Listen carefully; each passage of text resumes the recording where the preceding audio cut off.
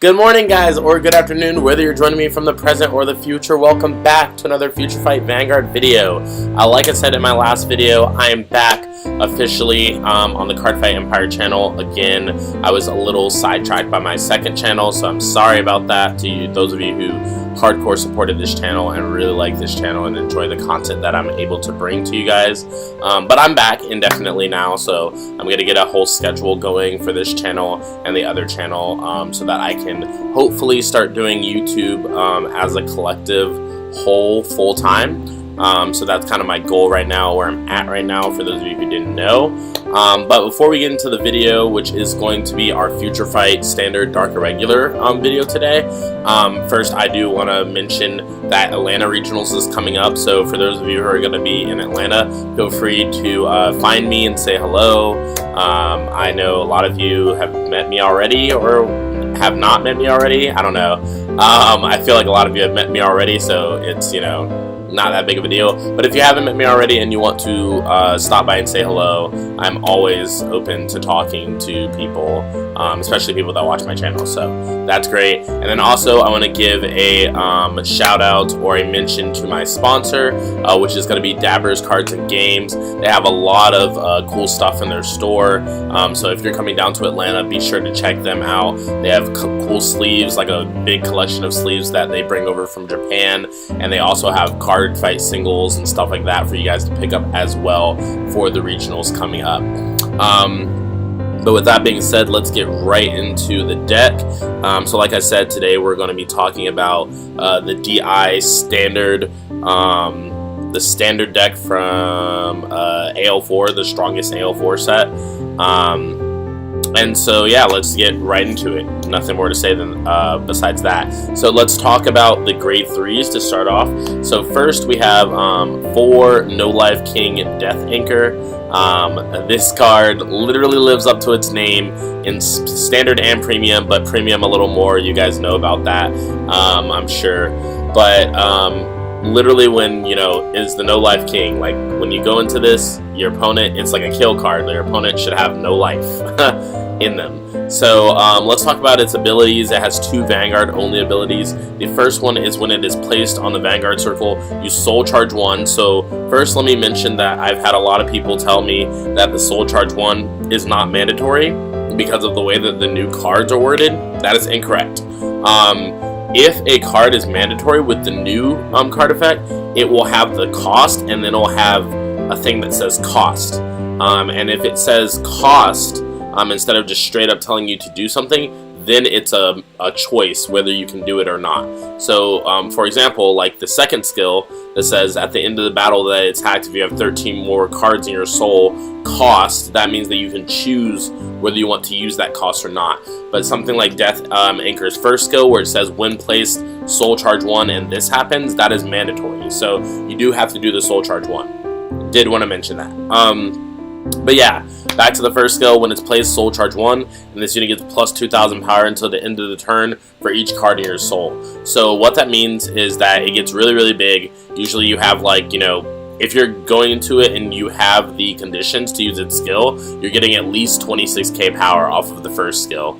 Sometimes I do ride it when I'm at 12 cards in soul, so I get 24k power, and then I just use some skill in the deck to soul charge 1 to get that extra 1 that I need to be able to use the skill and meet the conditions. But that's like the least that I've used it at before, so you pretty much just get 24k power at the very least from its first skill. So that makes it really, really good. Your opponent pretty much has to PG it or take it and hope that you don't check a crit, or they have to take it at 5 damage, and that just means that they're dead unless they 6 damage heal, which we don't really count on our opponent doing.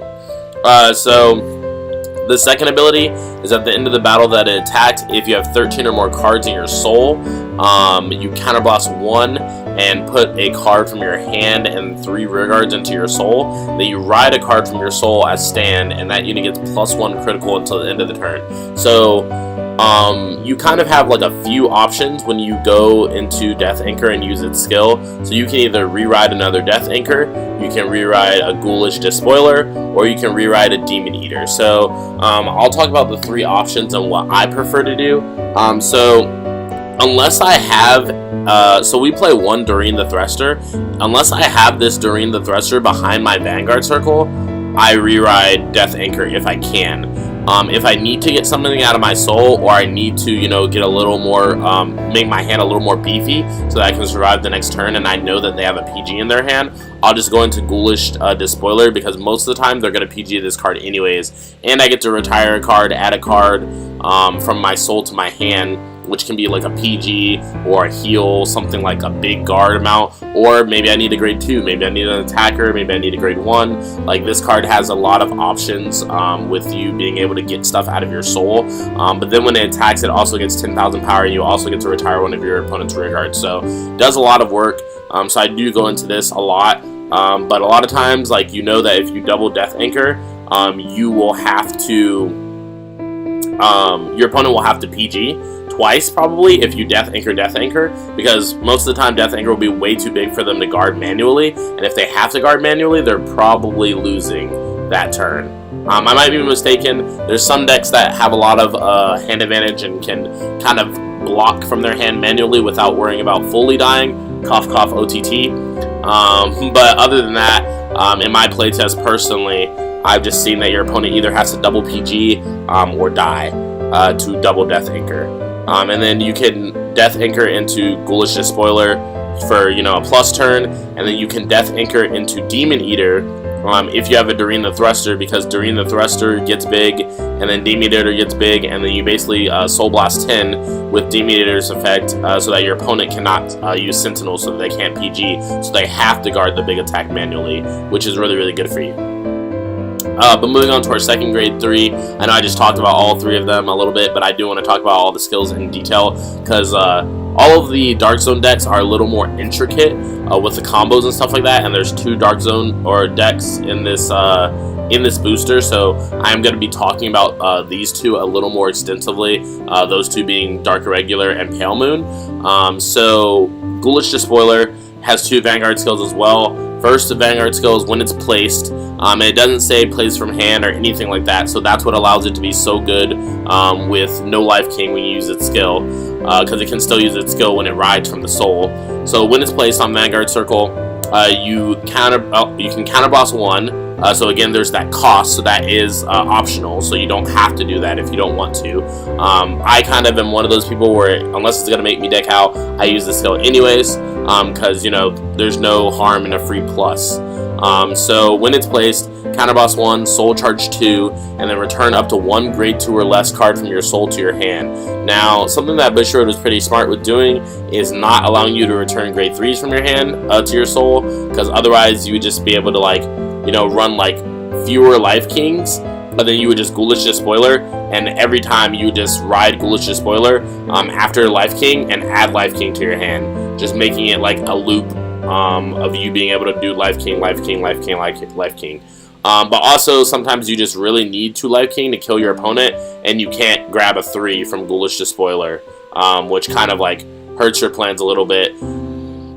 But you can grab an attacker or something else like that, or a PG if it's gone to your soul, etc. You soul charge a lot, so with all the random soul charging that happens, you do want to be able to grab something from your soul, anything of your choosing that's grade 2 or less.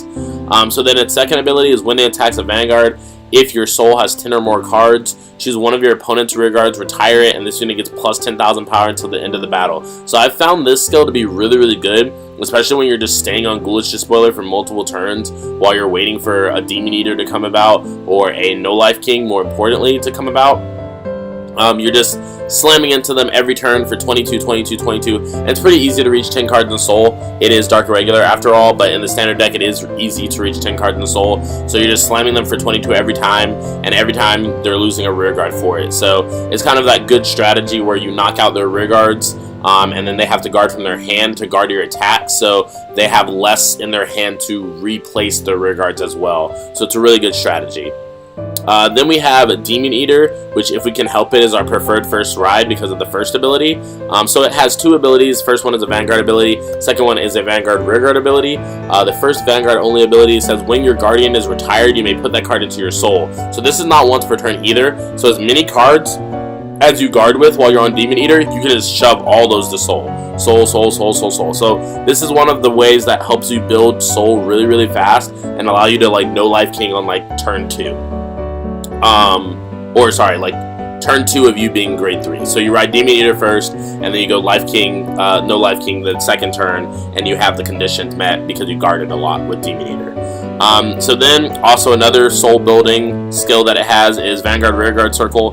When this card attacks Counterboss 1 and put one of your rearguards into the soul, you draw a card, and until the end of the battle it gets 10,000 power, and Soul Blast 10, and your opponent cannot call Sentinels from his or her hand. So pretty good. It can use this on the Vanguard or Rearguard Circle, meaning that this Doreen the Thruster that we have can be on Vanguard or Rearguard Circle and still work well with Demon Eater as long as we have it.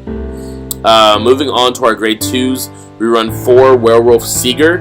Werewolf Seeker is a recreated old card of the old Werewolf Seeker.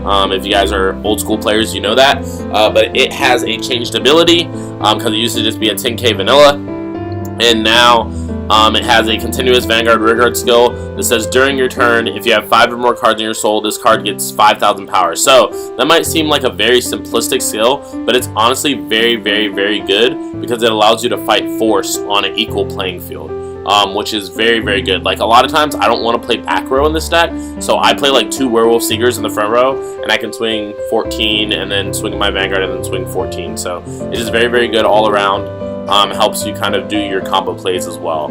Also, its Vanguard skill, its other Vanguard skill is when it attacks a Vanguard, you soul charge 2, so it helps you build up your soul really nicely, very cleanly. Like you can do it very fast. That's why I said it's very easy to get to 10 cards in soul in this deck, and it just kind of helps you reach your conditions that you need to reach to win the game with the conditions that you want to win the game with.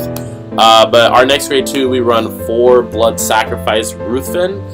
So what Ruthven does is it has a rearguard only skill. This says when it is placed, put up to 1 card from your damage zone or drop zone into the soul, and if it was put from your damage zone, then you put the top card of your deck into the damage zone face down. So it's basically like you counterblasted 1 to use the skill if you took from damage zone. And then if the card Kalakas is put into your soul, you countercharge 1. So that card that it's mentioning is this grade 1 right here. They kind of work together as a combo piece. So that's why we run 4 Ruthven and 4 Veruklakas, whatever. I'll just call it Vaklakalos, whatever. But yeah, Ruthven is really good.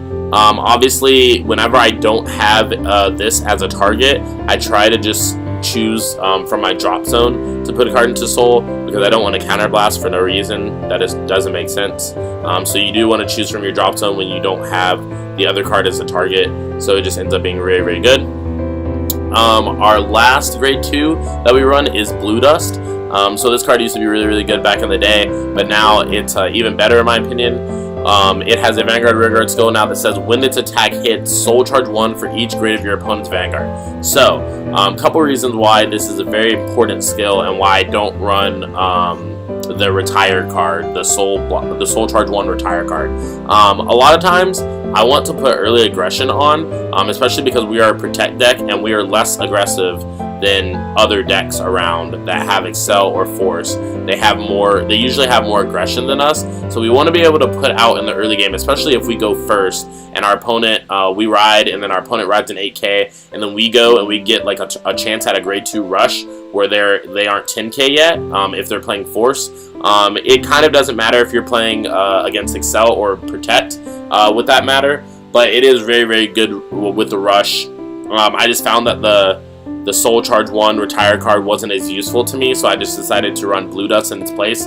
But also, it's just whenever the attack hits, and it's Vanguard Rearguard, so no matter where it is, its skill applies. And then if it hits a rearguard, its skill still goes off. So you can actually control, like I played a match against Nova Grappler, and I was like attacking his rearguards with Blue Dust, and he was like taking it and letting his rearguards be destroyed, and then I was soul charging for it. So it was like really good.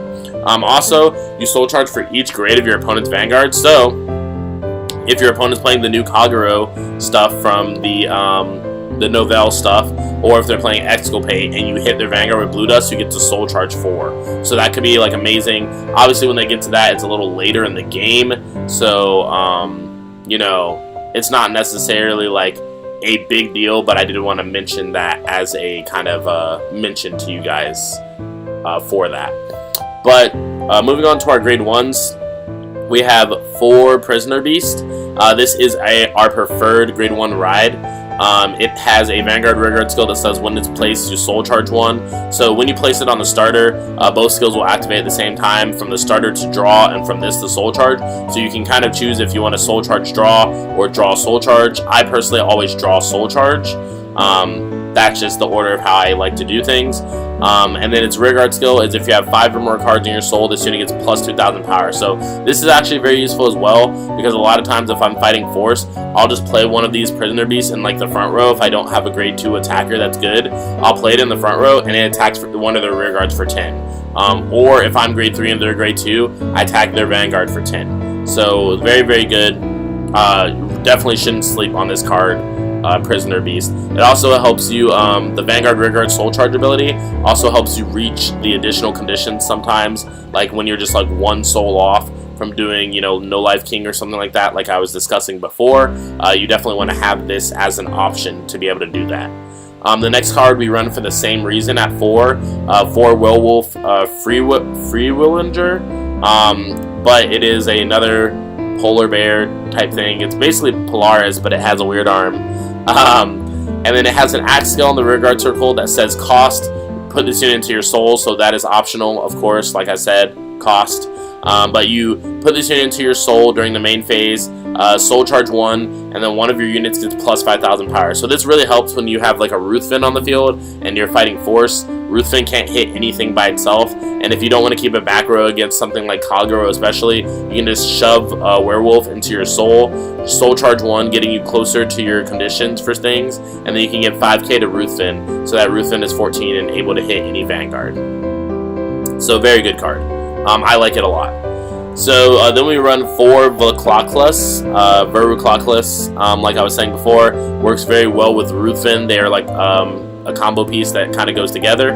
But it has 2 abilities that are also really good. The first ability is when it's retired from the guard circle, you can soul charge 1. So something that I really like to mention with this is that when you're on Demon Eater and you guard with Verruclockless, you actually soul charge from Verruclockless, and then you put the Verruclockless into soul because of Demon Eater. So that's like a free soul charge 2 when you're guarding, to build your soul when you're guarding with this card, which is really good. God forbid you guard with 2, that's a free soul charge 4. So just something to keep in mind when you have these in your hand and you're on Demon Eater and you're trying to build your soul. That is something that you are able to do. But its second auto ability is when it is put into the soul due to your card's ability. If it is your turn, your Vanguard gets 10,000 power until the end of the turn. So a lot of times I'll like use No Life King and I'll go into Ghoulish Despoiler and I'll soul charge 2 off of Ghoulish Despoiler's first skill, and sometimes I hit a Verruclockless, which means that Ghoulish Despoiler will be attacking for 32 with no boost. So very, very good. It just makes your numbers really good sometimes. Even sometimes on turn 2, when I'm on Werewolf Seeker, I attack for 14, and then I soul charge 2, and then I hit a Verruclockless, and then it's suddenly attacking for 24. So you can hit really, really good numbers unexpectedly by hitting Verruclockless or just moving Verruclockless to soul. Like for example with Demon Eater, like if it's on your Vanguard or rearguard circle, you have a Verruclockless on your rearguard circle, you can just shove it to soul, draw a card, and then Demon Eater is getting 10k from itself and 10k from Verruclockless. So very, very solid card. Then we have 1 Doreen the Thruster. So I know this card seems very, very, very good to those that read it on paper, but every time I played this card in playtesting, I either had to shove it to soul from No Life King before it was relevant, or just I didn't really do anything with it. So we're actually just running 1 just for the combo with Demon Eater. And for those of you who are like, oh, what if you soul charge it? Like the only way that we don't see this card is if we damage tech it. Or if it's like one of the last few cards in our deck and we just never see it the entire game, which is fine. Our deck can still function like completely well and completely functioning without seeing it, but it's just like an extra little bonus if we do happen to draw or soul charge it because we are able to get it using Ghoulish Despoiler.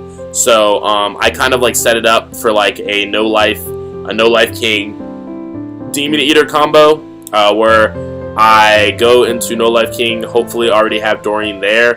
Soul Charge 1, Doreen gets plus 5k, and then I attack with Demon Eater. Demon Eater counterboss 1, shoves the soul, and then this gets plus 5k again, so it's 16k plus 22k for 38 with no sentinels. So your opponent has to guard that manually, which can get pretty big and pretty bad for your opponent to guard. If they're forced, they definitely have to drop like a heal trigger and a crit trigger to even equal your 38. Not to mention if you check triggers and they guard additionally for like 1 to pass and stuff like that. So very, very good. Our grade 0 lineup is pretty basic. We have our starter, Vermilion Gatekeeper, lets you draw a card when you ride it. Pretty standard in V-Series. Pretty standard in standard. And then we have 8 crit, 4 draw, 4 heal. So we have 8 of the V-Series crit, 4 of the V-Series draw trigger, that is our Sentinel trigger, which is March Rabbit of Nightmareland. It acts as our PG. And yeah, you know, standard, I'm sure you guys know this by now, unless you're new to the game and you're watching this video. But basically our PGs in the game are now our draw triggers, so most of the time you just use these instead of using the actual grade 1 PGs because it frees up more grade 1 space for us to be able to run the grade 1s that we want to run. And then it also doubles as a trigger, so if we damage check it, we do get to get 10,000 power to something and draw a card as well. Then we have 4 Cursed Doctor, which is just the V-Series heal. So yeah, pretty good. And that was the deck, so let's get right into the matches here. Our Cardfight area is opening back up right now.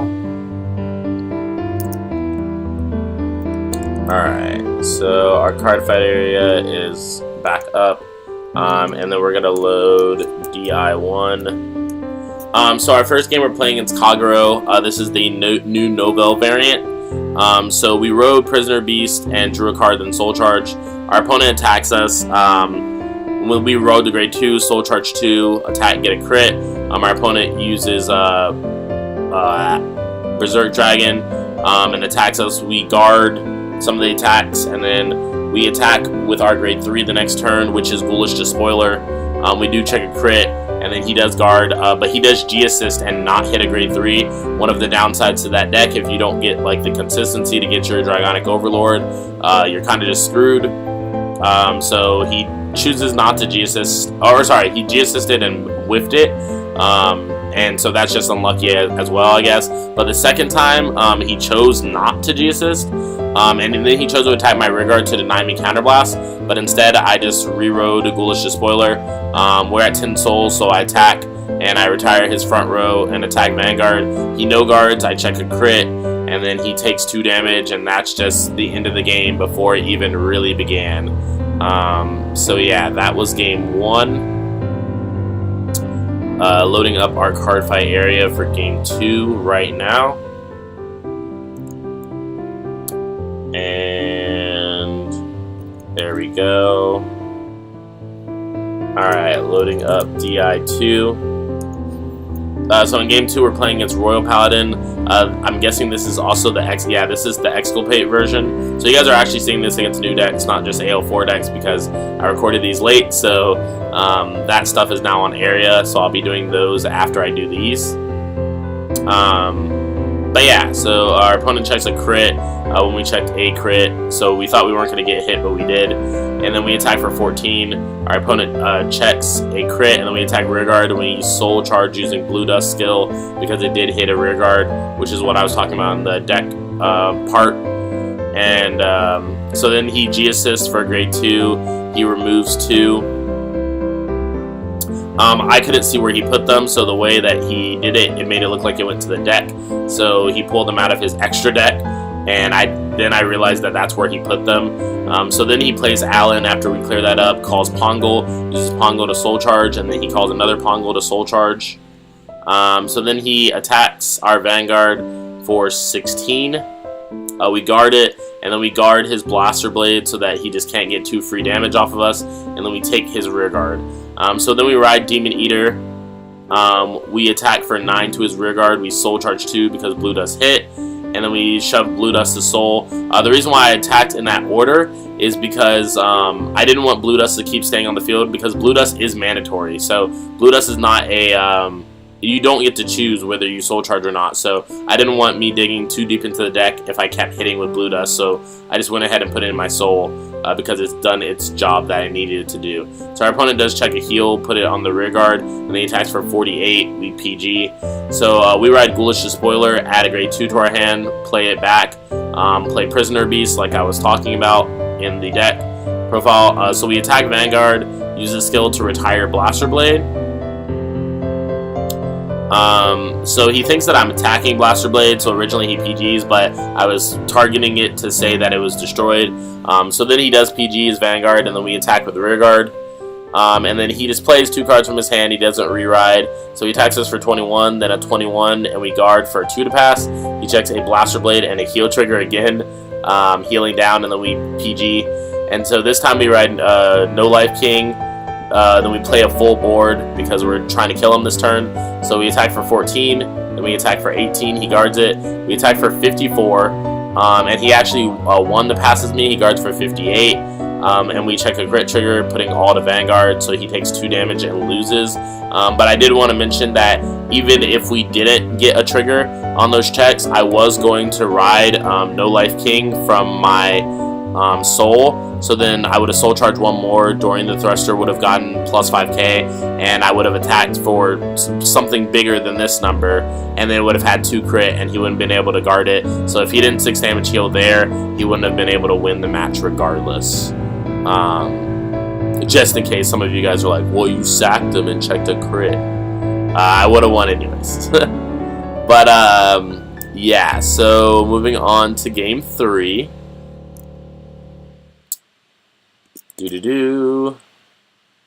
Alright, our area is open for game 3, so loading up DI3. So we're playing against Roypod again for the 3rd match.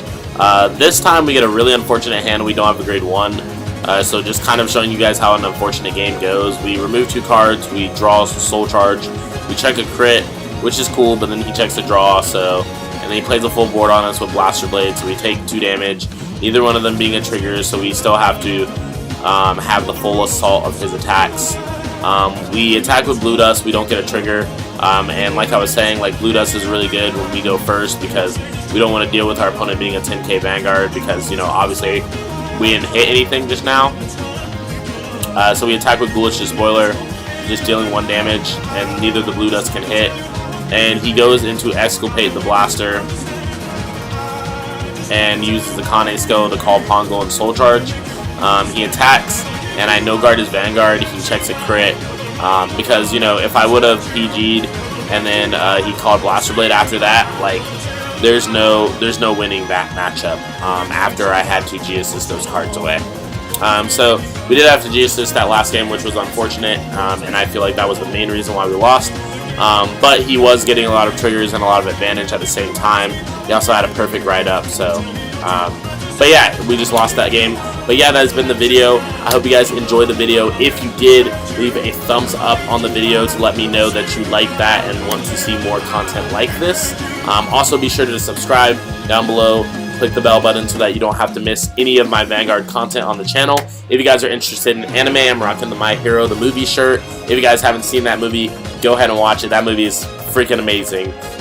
But if you are interested in anime and video games, go ahead and subscribe to my 2nd channel down below, which is Let's Plays Animes. Check that out as well. And with that being said, I'll see you guys on Friday at Wasteland, hopefully. If you guys are coming to Georgia, Wasteland Gaming has a tournament on Friday night. I might be there, I might not be there, we'll see. But just wanted to let you guys know that before Atlanta. And when you guys see me for the next video, it will be on Friday, the day before regionals. So hope you guys enjoyed the video. And with that being said, this has been Josh from Cardfight Empire, and I'll see you guys on the next video. Peace, guys.